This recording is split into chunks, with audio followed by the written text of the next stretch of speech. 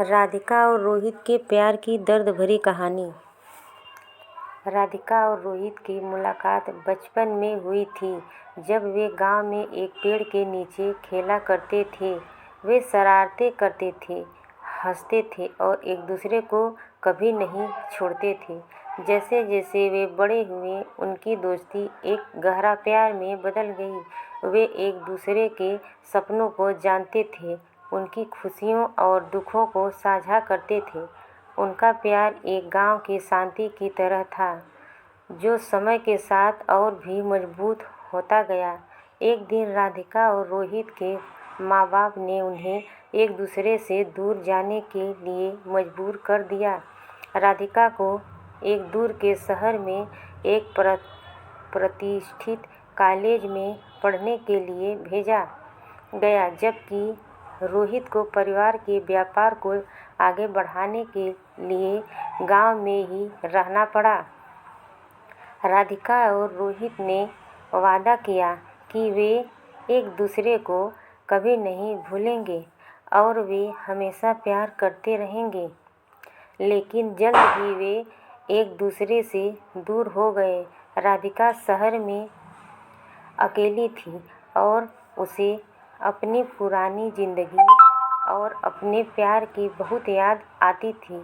रोहित ने भी राधिका को बहुत याद किया, लेकिन वह जानता था कि उसे अपने परिवार के लिए कुछ करना है।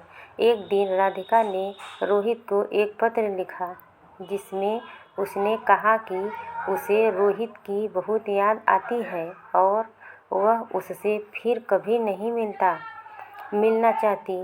रोहित ने पत्र पढ़ा और वह रोने लगा। उसे पता था कि उसे राधिका को खो दिया है। कुछ समय बाद राधिका ने शहर में एक बहुत ही खूबसूरत लड़की के साथ प्यार कर लिया। वह रोहित को भूल गई थी और वह अब एक नई जिंदगी जीना चाहती थी। रोहित ने राधिका को भूलने के लिए बहुत कोशिश की, लेकिन वह कभी भी उसे भुला नहीं पाया। वह हमेशा राधिका से प्यार करता रहा, भले ही वह उसे कभी नहीं मिल पाया। एक दिन रोहित ने गांव में एक मंदिर में राधिका को देखा। राधिका भी मंदिर में आई थी, उसने माँ बाप के लिए प्रार्थना करने। जब उन्होंने एक दूसरे को देखा तो वे दोनों रोने लगे। वे हमेशा के लिए एक दूसरे से प्यार करते थे, लेकिन वे एक दूसरे के साथ नहीं रह सकते थे, क्योंकि राधिका ने शादी कर ली थी। तो रोहित ने राधिका का जब सिंदूर देखा तो रोहित ने बोला, राधिका तूने यह क्या किया? तो राधिका रोने लगी और कहने लगी, यह कैसे हो गया हमको नहीं पता। रोहित तुम भी अपनी शादी कर लो।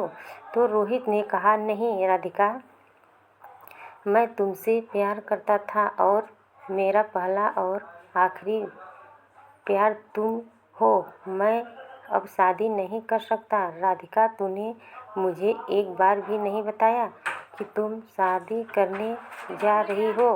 राधिका तुम्हें तो पता था ना कि मैं तुमसे बहुत प्यार करता था। तो राधिका ने कुछ नहीं बोली, चुप रही और कहा।